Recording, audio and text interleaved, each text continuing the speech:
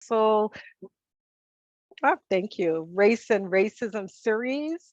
And we are honoring our Indigenous brothers and sisters, and I am delighted that Dr. Thomas Reed is here with us. We put up his bio, and I'm just going to read that quickly for all the attendees. As we know, Dr. Thomas Reed will be speaking with us on Indigenous health, past, present, and future, physically, mentally, emotionally, and spiritually. Dr. James Reed is a dual citizen of the United States and of the Native American tribal nation of the Oneida Nation of Wisconsin. Thomas is a member of the Turtle Clan, and his Oneida name is Lagawedio, which translates to "he is a good man." And I haven't talked to him much, but I really can attest that every interaction confirms that I think he's really a great man. Dr. Reed is an adjunct faculty at California State University of Long Beach, also known as Cal State Pavongwana. Did I get that right? I probably didn't. Cal State Pavongna, it's wonderful. In the American Indian Studies Department, as well as at Vermont Law School, where he teaches restorative justice in Indigenous communities. Dr. Reed has a PhD in leadership studies from University of San Diego, a master in public administration, and a certificate in American Indian studies from CSULB 16, and a Bachelor of Arts in Communication from Pepperdine University in 2012.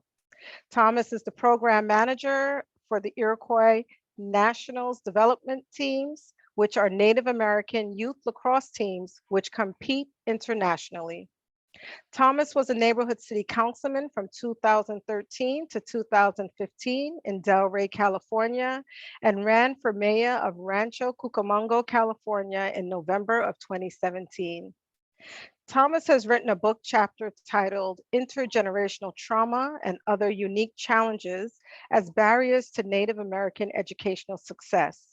In the book, Indigenous Research of Land, Self, and Spirit. Thomas has consulted for the University of Michigan Office of Student Conflict Resolution on the indigenous origins of talking circles. Thomas has worked as a restorative justice practitioner and serves as a trainer for the University of San Diego's Center for Restorative Justice.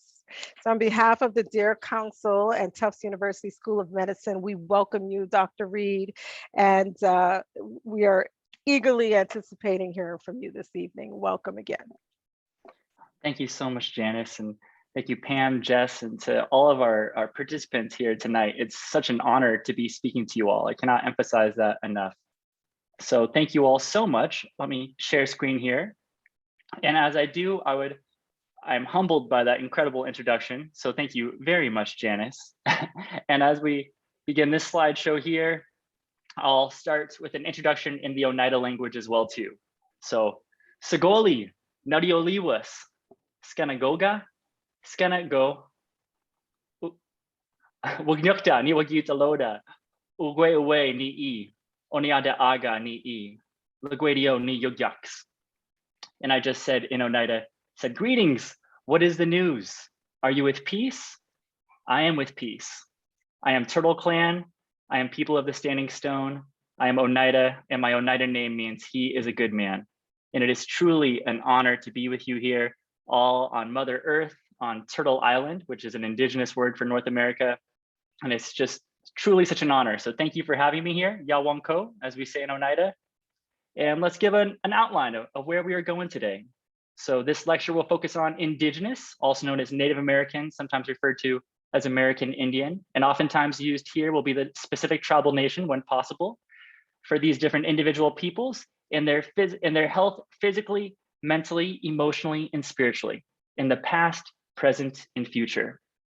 Also, we will be looking at historical and contemporary health issues which have impacted Indigenous peoples. Then we will be looking at medical research being done by Indigenous healthcare workers. And then lastly, we'll talk about what can be done to better serve Indigenous populations for optimal health, physically, mentally, emotionally, and spiritually. So first, I want to look here at the medicine wheel. So this medicine wheel, you may have seen this image before, and it stands for many different things. One of the things it stands for is the 4 directions of the north, south, east, and west. And really this idea, this connectivity of a circular concept. Even if you think of the concept of east and west, I've been told that if you go far enough east and you keep going east and you keep going east, you'll go all the way around, you'll eventually get back to where we are now, and the same for west. So even though there are these different directions, we are still all connected. Also talking about some of these 4 basic elements of water, earth, fire, and air. I've heard it used for different things, and one of those is physically, mentally, emotionally, and spiritually. So these 4 parts of a people, 4 parts of a person. And really also this notion of 7 generations. So we'll talk again in a minute how Indigenous or Native American people are by no means a monolith, meaning they're by no means one way to be a Native American person. There are 7.5 million different ways, I would say. But there's this notion of 7 generations for many different Indigenous people. And it's this idea that everything we do is because of 7 generations behind us, that all the privileges, all the benefits, everything we do is because of those people. And that in everything that we do today, in all of our decisions, we want to make those for 7 generations ahead of us, not just for ourselves or for our families, but what will be the impact for 7 generations to come. So this is what we mean when we talk about past, present, and future. Also an overview of different tribal nations here on Turtle Island, also referred to as North America. To my understanding, there were over 2,000 tribes here at the time of colonization in 1492. Roughly today, there are 574 federally recognized tribes. There are more than 63 state recognized tribes. And even so, there are many other tribes who are not recognized, who are people who have a language, who have a culture, who have a history, who have many traditions, but are still not recognized by the federal government, or state governments, but are very much Indigenous peoples who are still here. From the 2020 census, the most recent account is 7.5 million Native American people. And again, those are recognizing people who are from these recognized tribes. So this population would be even greater than that. So a good question when talking about land acknowledgements, when trying to acknowledge, honor, and educate about Indigenous issues is this question of whose land are we on? And a good resource here is native-land.ca for you all to check that out for your own homes or your own areas, wherever you are across Turtle Island or Mother Earth. But looking here at Tufts University School of Medicine, located on the traditional tribal territories of Pawtucket and Massachusetts. So those are some of the traditional lands that you all are, if you're there at the Tufts University School of Medicine or an alumni or part of the community. And now when we talk about public health from an Indigenous perspective, a good quote here is by Abigail Echohawk, the director of Urban Indian Health Institute in Seattle, Washington, who is a member of the Pawnee Nation of Oklahoma. Abigail states, COVID-19 highlighted the strengths and resiliency of Indigenous communities that the rest of this country should be learning from. These strengths and resiliency of our communities is because we are what this nation has been trying to build, a public health community where we think about ourselves not only as individuals, but as individuals who have a responsibility to the whole of a community. That's what public health is. We will now talk about the historical and contemporary issues, health issues, which have impacted Indigenous peoples. As we do this, I want to take some time to talk about some impactful federal policy which has happened towards Indigenous peoples. Now, this context, this framework is very important as we're moving forward and having this lens of understanding. The doctrine of discovery was put forth as a papal bull by the Pope in 1493, and it proclaimed that any lands that were not inhabited by Christian peoples would be deemed terra nullius, meaning void earth or empty earth.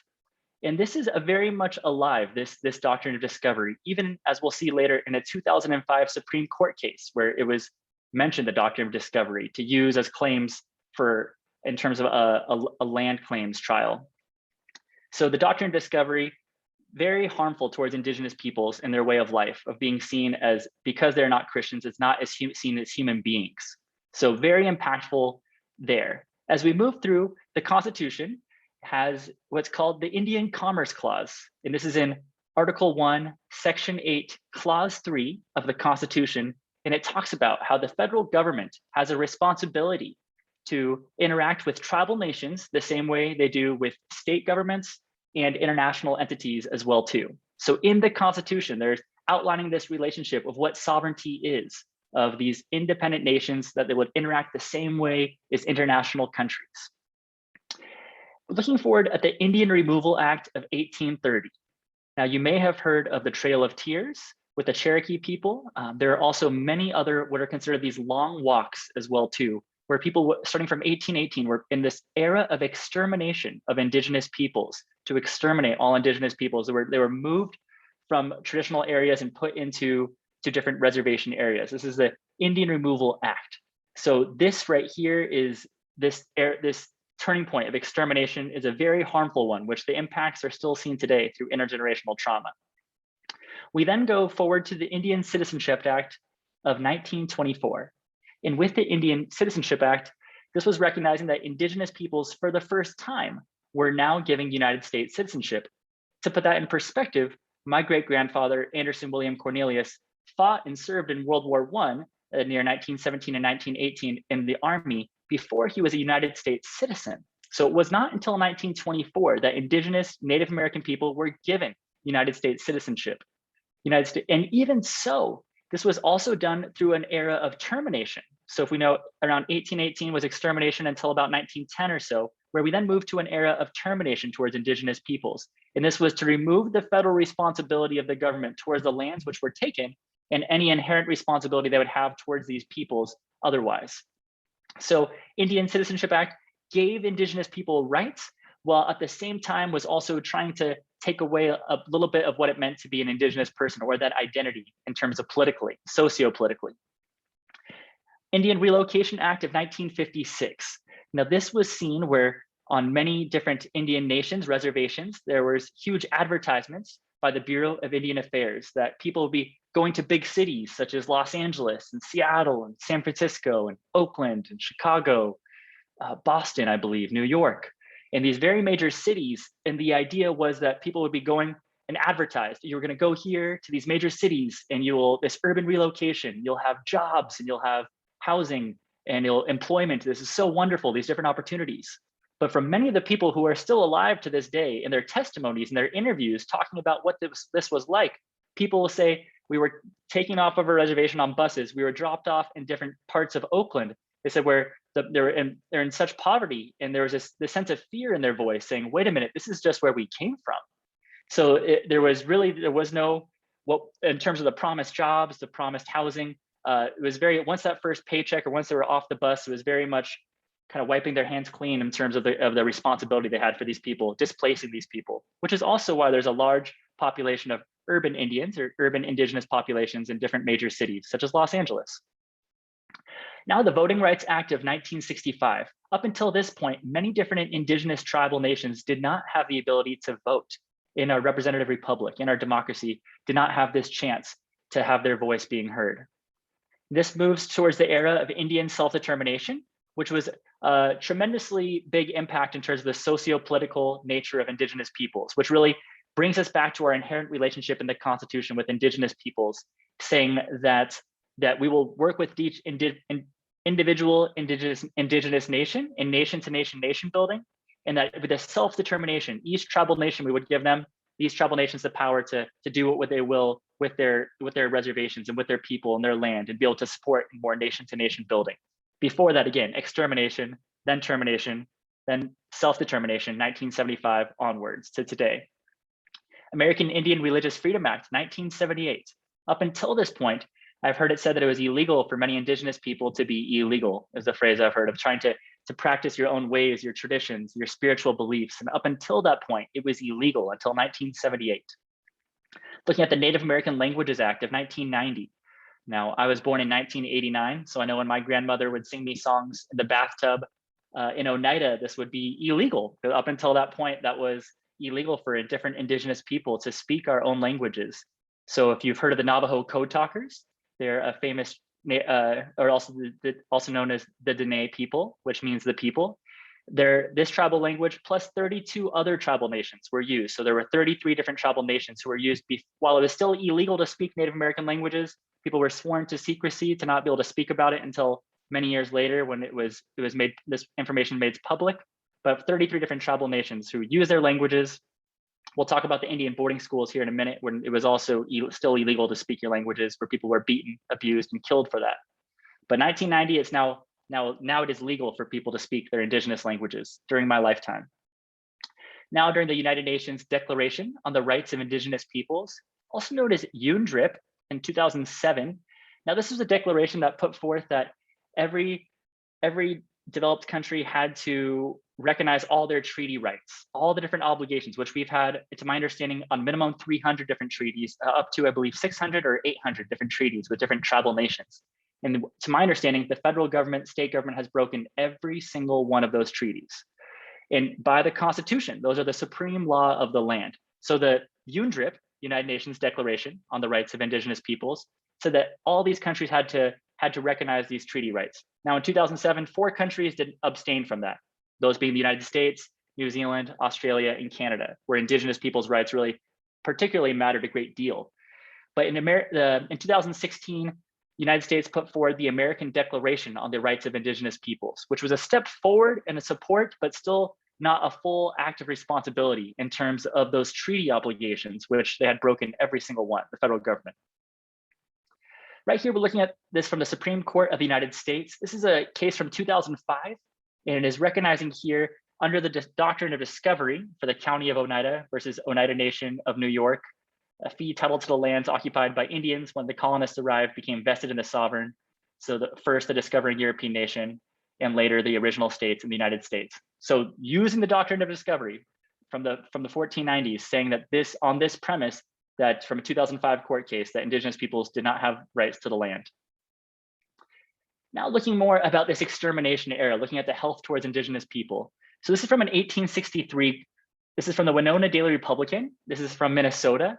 And on the top part, you see it's a governor's ballot. And underneath that, this is the part I want your attention to be drawn towards. It says, the state reward for dead Indians has been increased to $200 for every redskin sent to purgatory. This sum is more than the dead bodies of all the Indians east of the Red River are worth. So talking about actual bounties being paid to kill, and the redskins are being referred to as the scalps of Indigenous people, of children, men, women. We will see here as well too, Native American bounties in California, as I talk to you now from the Gabrieleño Tongva, also the Quiche territory, otherwise known as Rancho Cucamonga outside of Los Angeles, California. But here in California in the 1860s, there were advertisements where people were being paid $5 per decapitated head of Indigenous peoples, of California Indigenous peoples, and 25 cents per scalp.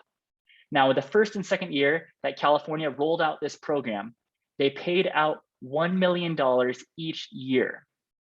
Just take a moment to think about that. How many Indigenous people were paid as bounties to be killed, these different California Indigenous people in the 1860s? Here looking, this is somewhere a recent current event. This was on August 17th, 2021, where the Colorado governor voids an 1864 order to kill Native Americans. So we can see this is a big proclamation, a big step, but this is of this last year. This is very recent events we are talking about here. And it's a good gesture, but up until this point, it was legal still to kill Native Americans from an 1864 order. Now talking about Native American boarding schools. So perhaps you've been seeing what's going on with the news, with different bodies being found at these different Indian boarding schools and Indian residential schools. So the first of these schools was called Carlisle Indian School, which was founded in Carlisle, Pennsylvania in 1879. And this school was used as a model, as an archetype for all the other Indian boarding schools, Indian residential schools. And the motto here was to kill the Indian to save the man. And if you can see this picture on the right, it's a famous picture where there's this Dene or Navajo person, Tom Toslino, and on the lefty right here, he has his long hair, which for oftentimes many Indigenous people is a connection to all living things and your identity to the creator and your spirituality, wearing his regalia, his clothing right here. And as you can see on the picture next to him, he has his hair cut off. He's wearing Western clothes. His skin is meant to look lighter. So it's meant to be this idea of colonization. It's like, okay, if we can take these tribes, and I believe 90% of tribes were impacted by Indian boarding schools, we can kill the Indian to save the man. And the idea was, if, let's say, a family was to resist, or if they were to protest or to try to stop from their children being taken, the parents would be arrested and the children would be taken anyways. So my great-grandfather, Anderson William Cornelius, was at Carlisle Indian boarding school from 1910 to 1913, where he ran away twice and eventually survived. I am what's considered a third-generation survivor of Indian boarding schools.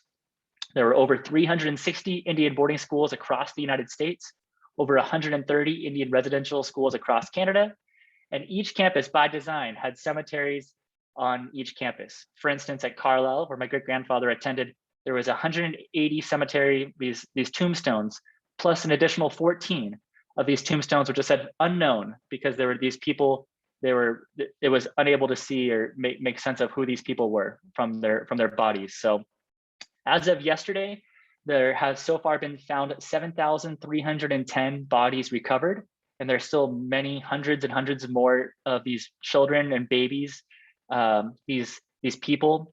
I tell you a story, and one that's heavy on my heart, and one that not a lot of people know, but I know from my great-grandfather, when he was at the Indian boarding schools at Carlisle, for many of these schools were run by priests and different people from different denominations of different, usually Christian or Catholic denominations.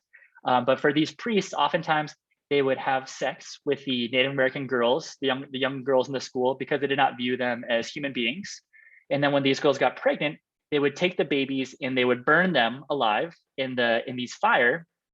And my great-grandfather, he would hear the screams of the babies, and he even saw the babies' bones in the furnaces. And when you hear these, it makes me shake, honestly, when I'm talking about it.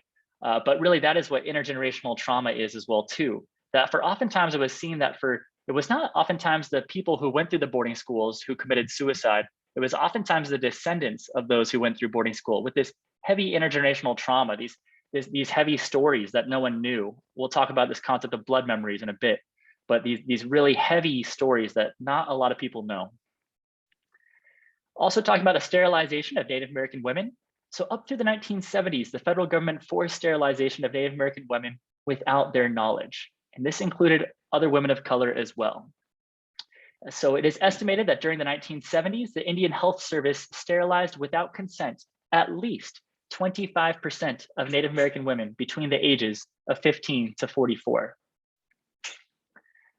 Now talking about the Indian Child Welfare Act. This occurred in 1978.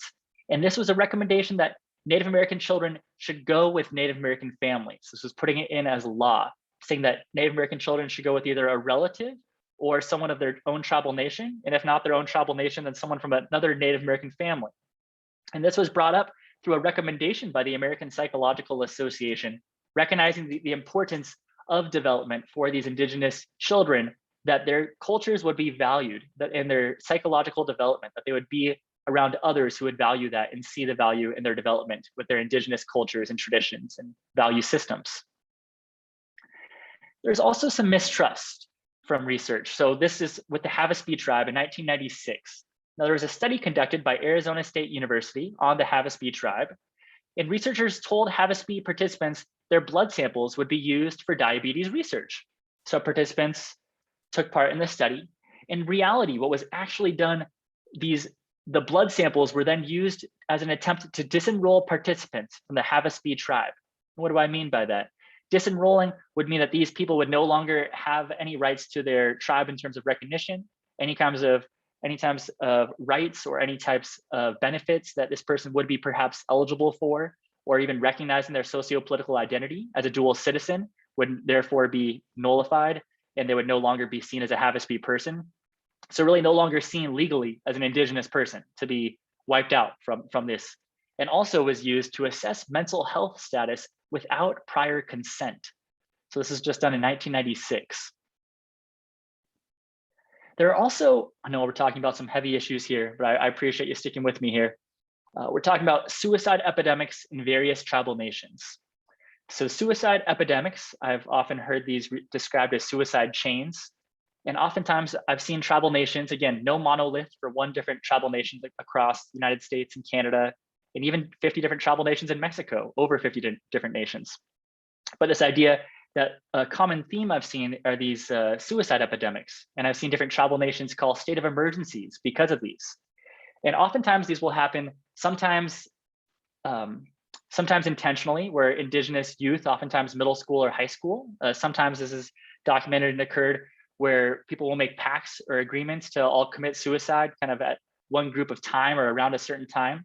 Oftentimes this can happen unintentionally, where these suicide chains happen where a person commits suicide and a person who is close to that person, they're affected by it, they commit suicide, and a person by them, in this horrible domino chain of circumstances where the pain is passed on this way.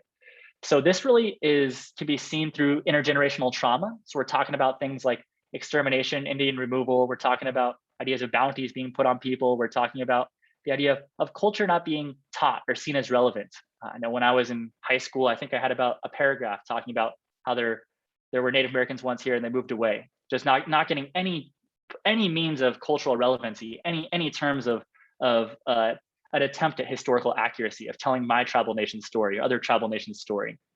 We talk about these blood memories. Blood memories, the way they have been described to me.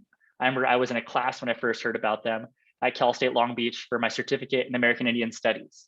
And one of the professors, an Indigenous professor at the head of the classroom, was talking about these blood memories, how these ideas that past trauma from others, the experience that these people have had are inside of many people. As they're telling this story, one of my colleagues from the back of the classroom, a classmate who is in their 40s and also an Indigenous person from Canada, they begin to bawl. They're sobbing and they're crying. And they're saying, yes, it's true. It's true. It's true. Say, I felt those. My friends have felt those. Like, yeah, like, and no one knows about it. No one talks about it. We don't talk about it. And I remember another time I've learned about this concept of reading about it in research articles and research journals, where there's this documented story of this young person, this young man was walking by this one area on their tribal nation. And every time he walked by this one particular area, he would just have this overwhelming sense of grief and just start bawling and crying and sobbing. And he never knew why. Continuously, it would happen. One day he told an elder about this in their tribal nation. And the elder says, oh, that place you're talking about, that's where a massacre towards our people happened. So there's this idea towards it of blood memories, and what that is like for people of dealing with that trauma, this intergenerational trauma, where people we're still healing now. Now I have heard there is hope that when we help heal ourselves, we help heal our ancestors as well too. But indeed, these are very heavy ideas and different notions we're talking about here. A concept I've heard, and a phrase I've heard, is this idea that people die from a lack of hope. I've heard before people saying that hope is not a coping strategy. It's not a legitimate way to move forward. And I agree that you need more than just hope. However, I agree with if people can die from a lack of hope in terms of feeling like you have nothing to live for, no upward mobility, like your culture is not relevant, you're not seen, you're not heard. So indeed, there's something to be said about that as human beings as well too. So it's important to note as we talk about these issues that Indigenous problems such as alcoholism and suicide are not solely Indigenous issues. Instead, these are issues caused by colonization and federal policy. So these are issues that do not just happen in a vacuum or are not inherent because people are Indigenous, but happen from a chain of different issues on a grander systemic scale. Talk about the Commodity Food Program for Native American peoples. This was started by the United States Department of Agriculture after the Indian Removal Act in 1830. They created a commodity food programs for Native Americans. This would be called the Food Distribution Program on Indian Reservations. Now, initially, as it has changed, and I'll show you what the current food distribution program on Indian reservations is in 2021, but originally it has been starting from 1830 and going forward, this idea of sugar, flour, oftentimes lard, which was instead vegetable shortening, was changed out for later, white bread, spam or like meat product, powdered milk, grape juice, a sugar water with purple food coloring, and corn syrup. So again, I do have to give credit to the USDA in terms of what it is looking like now. If just at a glance, I can tell you that it's much more balanced in terms of the health, in terms of the nutrition, the very much conscious attempt here. You can see it has a balanced food groups of fruits, protein foods, vegetables, legumes. So there'll be more beans. There's the protein options have more chicken and beef. So more proper substance and nutrition, which does make an impact. But as we were looking at that, we also look at different rates of diabetes. So in thinking about that again in the historical sense of how did these different things, for instance, food commodity programs where people have lard and sugar predominantly. You might have heard of Indian tacos, this food that people eat. And this really, all those things come from the food commodities program across different tribal nations. Fry bread, a meat, and oftentimes like a cheese was put on top. But all that to be said, looking at diabetes. So this data here is from North Dakota adults, 2005 to 2008. Around North Dakota would be the Lakota, Dakota, and Nakota people, also known as the Oglala Lakota Sioux in English. As we're looking here, you see the percentage of adults with diabetes, white population is 6.5%. Now, if you look at the American Indian population, it is nearly doubled at 12.6%. Now, looking at the data for mortality rates, diabetes mortality rate by race. This is again North Dakota, this time from 2000 to 2007 for this data. So it's age-adjusted mortality rate per 100,000 population. For white, that rate is 25.4. And for American Indians, the rate is nearly 6 times as high at 144.2. So nearly 6 times high in this section of data, looking at diabetes for Indigenous peoples. So now looking at medicine historically used by Indigenous people, and this is not an exhaustive list, but this is including but not limited to a more holistic Indigenous philosophy that optimal health comes from the harmony of physical, mental, emotional, and spiritual health. I know the Dene and other various tribal nations had a word specifically for this harmony of the physical, mental, emotional, and spiritual. Also, sage and smudging, which is a spiritual tool for cleansing and protection. Perhaps you've seen sage being used. Oftentimes we'll have an abalone shell to put that sage in, and that's used as protection spiritually. It's also been seen to kill some bacteria in the air. But also I've seen that when you're doing that, you smudge your hands to do good. You smudge your head to think good things. And I've also seen people sage and smudge as you connect your heart pathway to your head pathway. As I'm told that 18 inches is the longest journey a human being will travel in their lifetime. So connecting the head and the heart as well. Also, there's been many traditional healers, oftentimes referred to as medicine men in different tribal nations and different practices which are passed down from different generations and are seen as very sacred. And from what time someone is born, that they are put into these traditions and taught these very sacred and passed down traditions. Also recognizing herbalism, of looking at medicinal herbs that have been used by Indigenous peoples and how some of the different medicines we have today will have medicinal roots as well too, and looking at oftentimes being used from Indigenous peoples first. Also medicinal history of a recreational use of sports. So recreational lacrosse for Haudenosaunee people, also known as the people of the Longhouse, which I'm a part of, being the Mohawk, Oneida, Onondaga, Cayuga, and Seneca in Tuscarora. We use lacrosse, also known as the creator's game, holding my lacrosse stick here, the medicine game, this idea that for this medicine game, that for every game being held here, there's a game being played in the spirit world as well. Also this notion of surfing, an Indigenous sport from Hawaii, or the Indigenous people there, Hawaii is the Indigenous word for Hawaiian people, and this recreational sport as well that we use today and benefit from. And also prayer and spiritual connection to all living things. And again, every Indigenous nation is different, each people is different, but this deep spiritual connection to all living things, I do believe, is a common thread I've seen across Indigenous tribal nations and peoples. One of these spiritual ideas is this idea of the 3 sisters for the Haudenosaunee, for us Ugwe, also known as Oneida people, corns, beans, and squash. So there physically, it is a good medicine for us as well. And if you can see the picture here, you can see these different medicines, these different plants, you hear me say food as a medicine, that they're growing here together, and they grow in support of one another as well too. And also this idea of this spiritual, there's a deep sacred nature of the 3 sisters in terms of the thanks and gratitude we have to the creator for the 3 sisters as well too, as Oneida people, where we give specific thanks to them in the Oneida opening prayer. So I think it's a contribution of this idea of a spiritual connection to perhaps something that we see solely as a physical act of eating. what is medical research being done by Indigenous healthcare workers? So looking at the number of Indigenous physicians, out of the estimated 5.2 million American Indians and Alaska Natives, again, this is from that was from the previous census. In the United States, about 3,400 are physicians, just 0.4% of the physician workforce, according to a 2018 AMA Council on Medical Education report, study of declining Native American medical student enrollment. Looking here also at the Association of Native American Medical Students. So this organization is for Native American medical students. The goals here are to graduate, to communicate, cultivate, represent. This has been around since 1975. Also looking at the Association of American Indian Physicians, created in 1971. And this association provides educational programs and support to American Indian and Alaskan Native students to encourage them to pursue career paths in health professions or biomedical research. So there's a quote here that definitely resonates with me and perhaps what I've seen, and one that I want to share with you.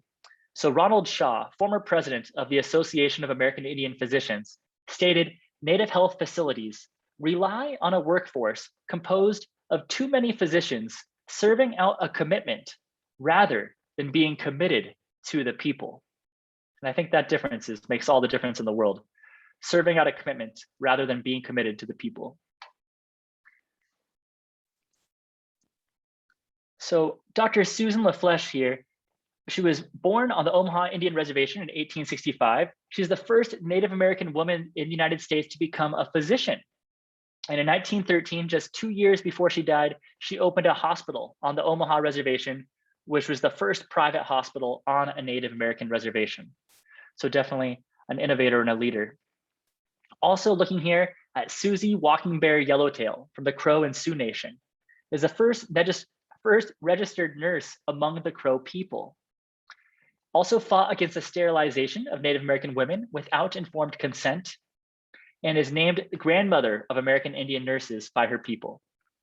So recognizing important contributors.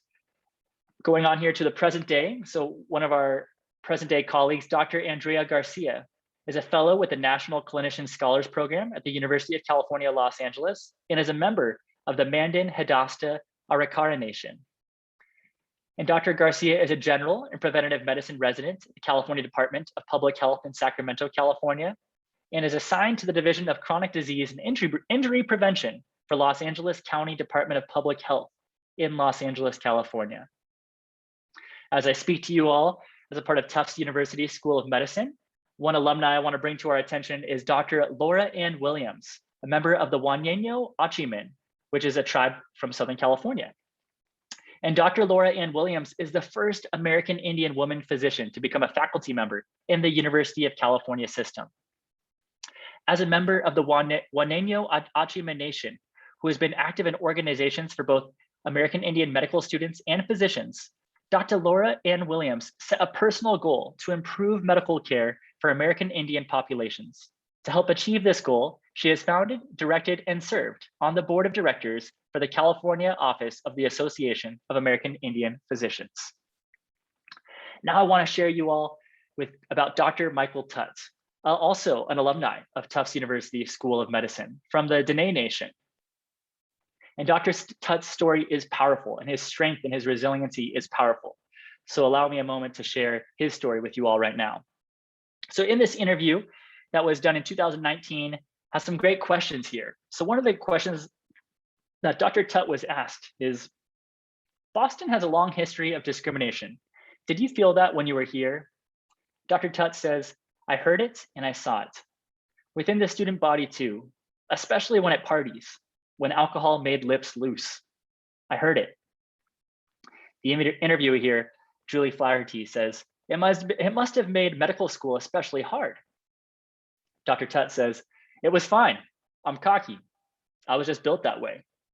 Maybe I'm overconfident, but you have to be that way sometimes. You have to think, I can do this. And the interviewer here goes on to say, very few physicians are American Indians. How does it affect the medical center? Dr. Tutt's story here says, when I first started being a physician, patients did not believe I was a physician. The Indian Health Service has been providing care since the late 1950s, and most of those physicians tended to be Caucasians. The patients were so used to white doctors taking care of them, they did not believe that a physician could be Navajo, to the point where some of the patients actually requested, "Can I see a white doctor?"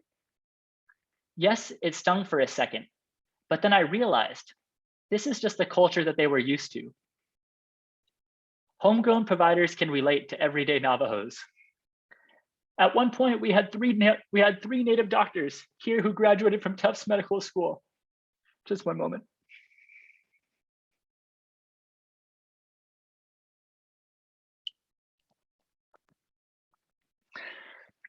We had 3 Native doctors here who graduated from Tufts Medical School. Victoria Matt, an orthopedic surgeon, and Sahar Chavez, an OB.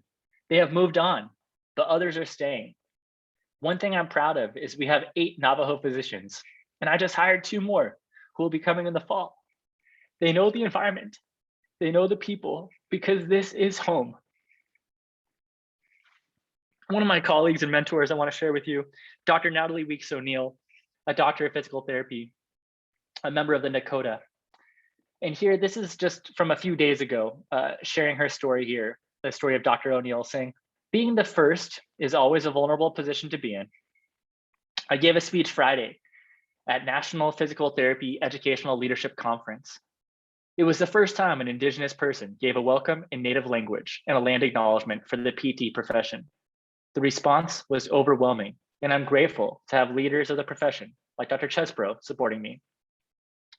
So I think about that transition. It's not always easy to make these differences, but at the same time, it makes all the difference in the world in terms of inclusion of allies. As we're talking here about 2% of the population of Indigenous peoples, and really it's the 98% of the population I really want to talk to as well too, in terms of what you can do for creating space, what you can do for inclusion and making people feel like, yes, your culture matters. Yes, I value you as a human being.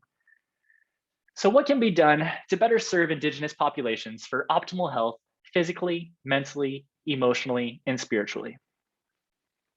I think it's important to create space for future Indigenous medical professionals. So I have a fairly current event here. This is written from October 25th, so 3 days ago. It says, "Coming soon, a new center for Indigenous and Native students at Tufts. The Indigenous Peoples Center will open to the Tufts community as the newest identity center in the Division of Student Diversity and Inclusion." So I know I don't pretend to understand all the different accessibility, different spaces in terms of the School of Medicine, but even the idea that there's a different space for perhaps future physicians, future medical professionals who have a physical space, and how representation matters so much. And the physical space on campus matters because if you do have leaders or Native American Indigenous activists that when they have come and graduated as alumni, what will be remaining after for the university? So having a physical space on campus for students makes all the difference in the world. I can tell you during my master's experience, having a physical space for a student center, for Indigenous Student Center, and having a place of belonging versus during my PhD and not having one and feeling very isolated and feeling very alone, and the psychological impact that had on me, how difficult that was. So a student center is huge in terms of what can be done. So this idea that representation matters. Representation matters also more than just representation in terms of buildings on campus, which is very important, but also I know part of my research during my PhD was talking about representation of role models, how when people oftentimes have people in their professions that they can look up to, or people in academia, or people in whatever avenue of life that look like them, talk like them, they can see, okay, I belong here. Okay, I can make it here because this person ahead of me did that. So representation and role models matter a great deal. That if you are in a role, to be a role model, to do so and to use your platform because people are watching you and you can make a great impact, the ripple effect of your actions. And let's say you're not an Indigenous person. You say, how do I help here? Well, you can do a great deal as an inclusion, as an ally. I can tell you when I was looking to get my PhD, my hair was long, braided halfway down my back, and I was feeling very isolated and alone when I was going onto campus. I was feeling people making jokes or making fun of me. But I remember there was an ally, this person, Dr. Sean Horrigan, who was not an Indigenous person, but he listened to me and he spoke to me and he treated me like a human being and like I mattered a great deal in like what I had to say mattered. So you yourself, you can be an ally, whether you're helping bring up the next physician, the next medical professional as an Indigenous person, as you as a mentor, as a support person to offer guidance, as we all have been successful because of those around us and because of that guidance. So help others. You can help them. And also in terms of your inclusion in your practice someday of just being an ally for Indigenous people as well too, and be able to support and treat people as human beings. So recommendations for practitioners and educators. One is an understanding history and potential medical hesitancy, mistrust. I've heard from different medical professionals that oftentimes having medical professionals having a Native American Studies 101 can do a great deal in just understanding a context of how Indigenous people are today and how the health issues are today, how they came to be. Also, incorporating a prevention mindset alongside a treatment mindset for diabetes, suicide, alcoholism, etc. The phrase, an ounce of prevention is worth a pound of cure. So just trying to look at the problem as a whole and seeing what can we do to prevent some of these issues from happening as well too. Ideally, an openness to the Indigenous perspective that health stems from true harmony of the physical, mental, emotional, and spiritual states. Being open-minded to traditional approaches to medicine and healing in conjunction with Western treatments, whether that's herbalism, use of sage, prayer, traditional Indigenous recreation, doing those things in conjunction with Western medicine, just being open-minded to those practices. Encouraging Indigenous peoples to become physicians and nurses. Native Americans by no means are a monolith. Again, there's over 7.5 million different ways to be Indigenous, as that's how many people there are or more. And so Indigenous people, we both need help in terms of there are very much on the spectrum of health, people who are suffering in poverty or very serious health issues, diabetes, suicide, mental health, and a plethora of other issues. However, also Native American Indigenous people can also help be the solution to these health problems. We saw Dr. Tutt in his story about being able to be the change from within on the Dene Nation, the Navajo Nation, of being able to be the medical professionals that understand the issues happening in the community and trying to help to solve them, and also be representation and role models for the next generation. Also bringing a good heart, a good mind, and a strong fire into patient interactions and bedside manner. What do I mean by those terms? For being an Oneida person, we'll oftentimes talk about what this good heart, good mind, and a strong fire. So a good heart means to have love for yourself, love for your family, love for your community, love for your world. Having a good mind means to be at peace. And I know that's a lot easier said than done, but to try to be at peace.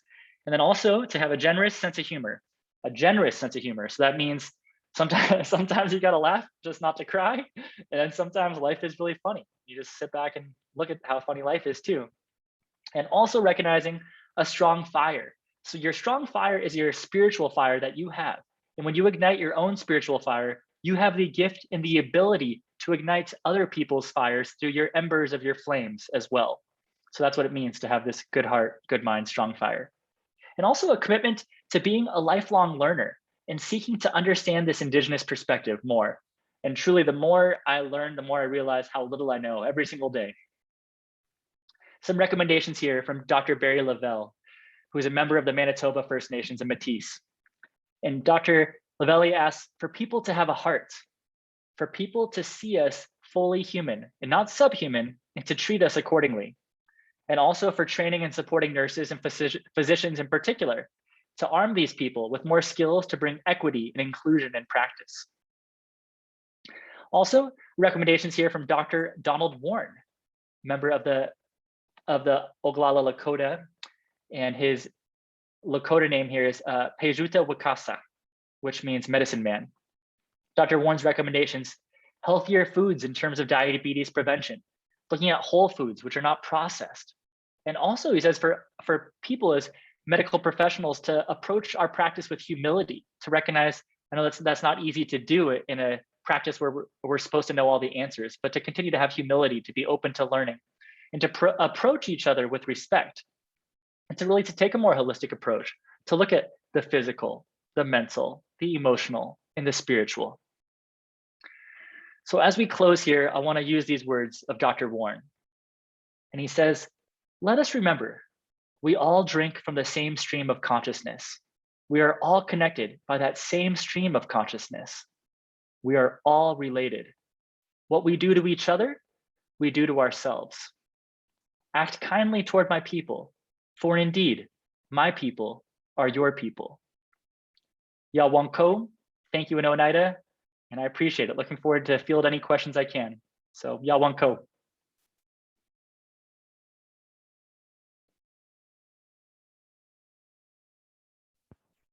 Yawanko, Dr. Reed, thank you so very much for such inspirational words and such vulnerable words and such heartbreaking words. And I'm having difficulty keeping it together as well. So I thank you for sharing with us so much to digest. And truly, you are valued here, and your words and your teachings tonight are valued here. So I thank you so very much. I do think we have a couple of questions, so I will go ahead and take a look at those questions that came in from our guests this evening. Dr. Caslot had a question. Thomas, can you be more specific about which US government admins, i.e. by president, have violated the laws since 1990-ish? Yeah, that's a great question by Dr. Castillo. I appreciate that a lot. Well, one of I think of even more recent would be with the Dakota Access Pipelines. So this would be this is treaty territory for the Oglala Lakota people, which is now in present day North and South Dakota. So if you saw this in the news, it was happening in around 2016 to 2017. So yes, this would be during former President Trump's administration. And there's this idea that this was supposed to be not developed land from treaty obligations, which were the supreme law of the land. So not supposed to develop any pipeline. The Army Corps of Engineering ended up putting forth anyways the pipeline. And it's very interesting if you look too at the Lakota people. They had this prophecy that a black snake would come through their territory and make all the water undrinkable and the land unable to be used. So a lot of indigenous people, they're saying it's not if, it's a matter of when these oil pipelines break. I know I was out there for the protest for a day, and this idea of mini Wachoni, water is life. So ended up many of these people were arrested anyways, even though they were unarmed. It was just people, your prayer was your weapon, that was it. So it was during, I suppose, during that administration, and even during today, during President Biden's administration, there's more treaties being broken. For instance, there's a Treaty Line 3, which is around present day Minnesota, and it's also a similar pipeline situation with oil tar sands pipelines, which have been against treaty obligations, which would be breaking the law from our federal government and administration in terms of our obligation towards treaty rights, which are the supreme law of the land.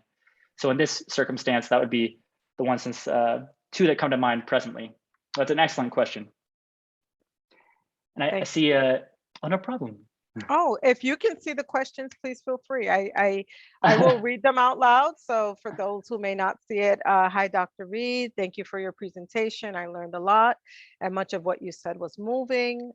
Question, and forgive me because I'm not familiar with how communities live within their tribes. Do Native Americans of different tribes interact with each other, and do they collaborate with each other with the health initiatives you are outlining?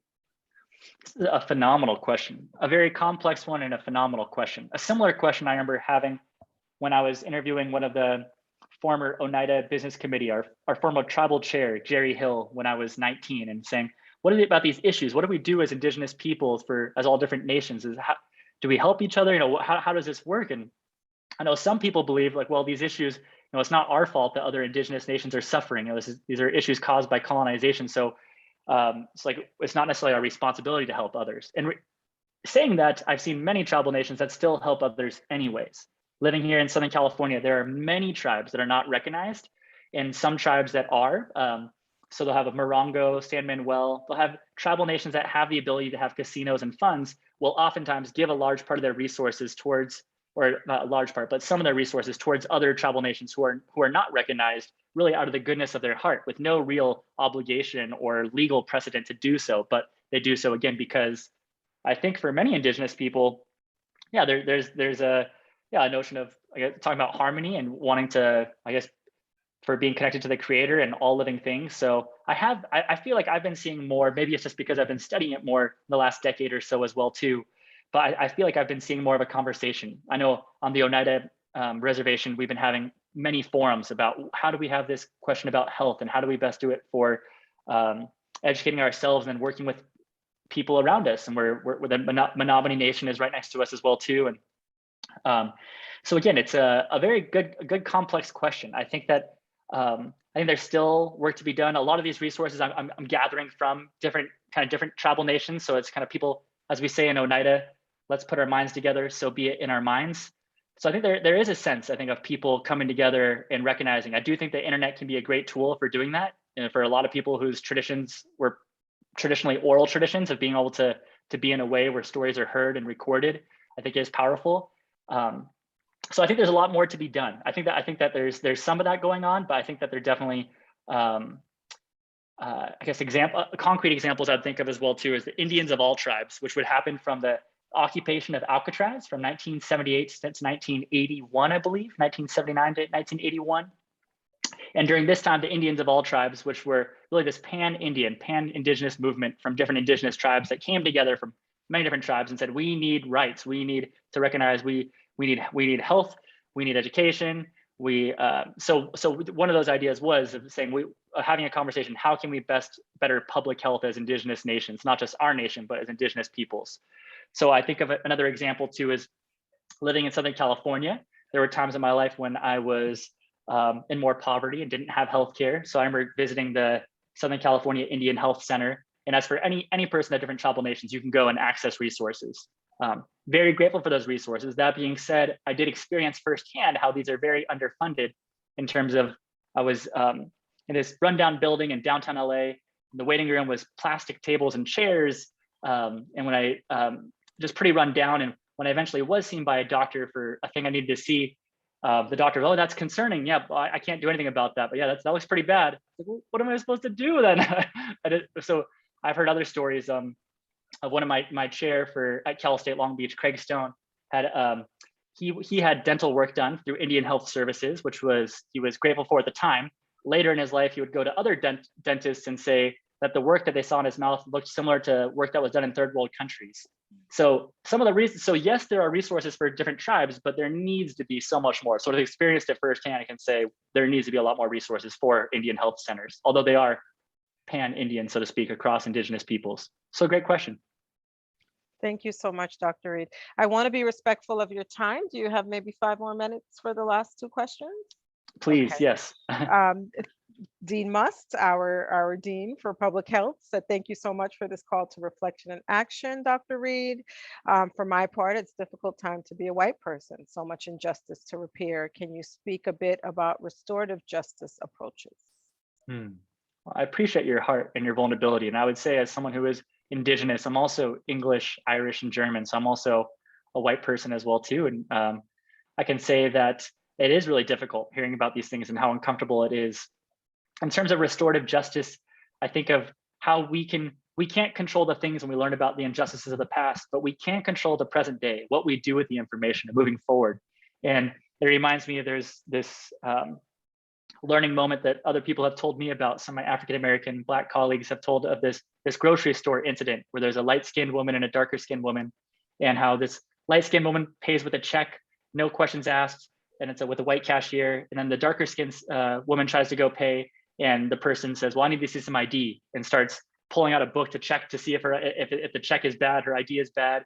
And the lighter skinned person, right? So using her white privilege here, this person turns and says, excuse me, what are you doing? The person says, what do you mean, what am I doing? This is our policy of our store. I said, no, it's not. I just paid with the check earlier. You didn't check my ID. I said, well, come on, I know you. I said, no, you don't. I said, I've only moved here 3 months ago. She's lived here for 10 years. So I think it's this idea of accountability, right? So it's learning this information can be uncomfortable, but I think moving forward for restorative justice, someone who works in restorative justice, it's what do we do with these stories moving forward? What do we do to help? I've heard that people are not voiceless, but there's always the voice there, but it's amplifying the voices that are already there and trying to bring those voices to the table and trying just to have space. And it is uncomfortable. Me as a lifelong learner, I'm often saying, oh, I make mistakes. I put my foot in my mouth. Whoops, my bad. I'm still learning. I do that all the time, right? So I think it's being authentic, being willing to make mistakes, being willing to be an ally, being willing to use your voice and your platform to call for accountability. When you see injustice, to call it out.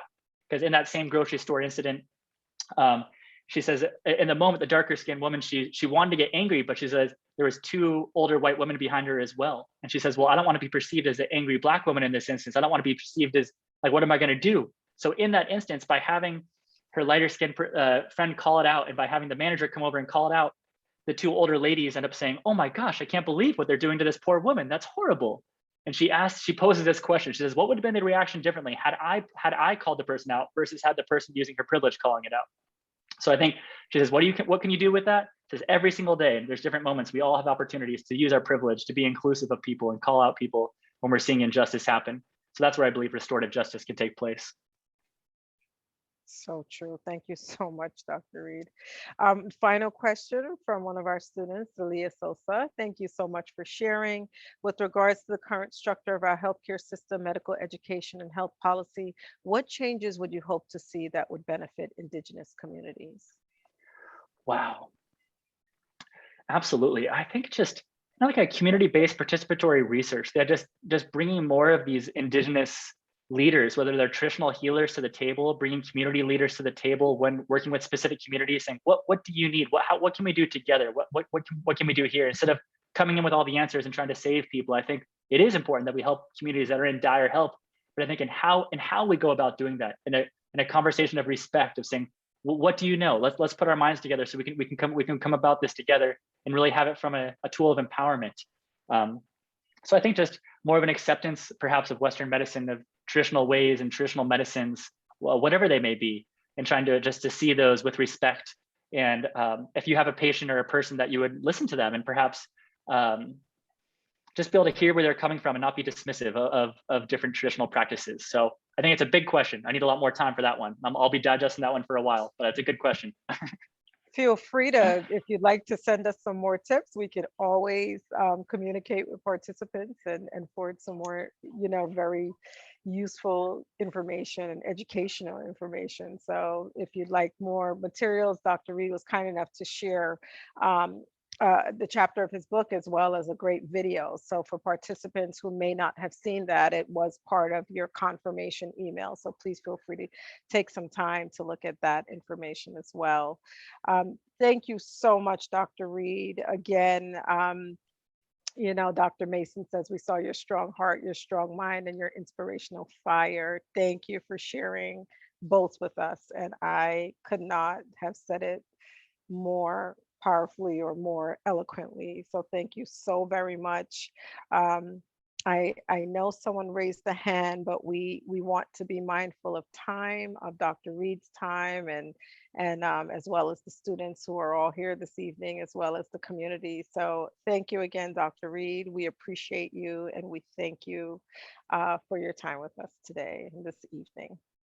Oh, my heart is full. Thank you all so much. I'm seeing the outpour in the chat, and just I'm humbled to be part with you all. So just Yawanko, I greatly appreciate it. Thank you so much for having me.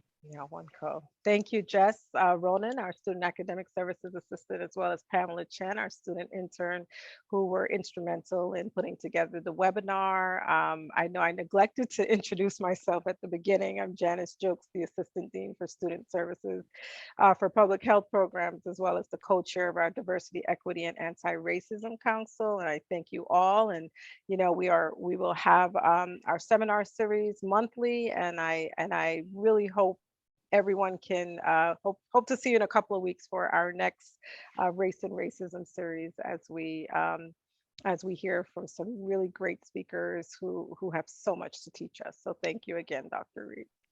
Oh, thank you so much. Thank you, Jess. Thank you, Janice. Thanks, Good Pam. night, everyone. Good night. Thank you. Bye-bye.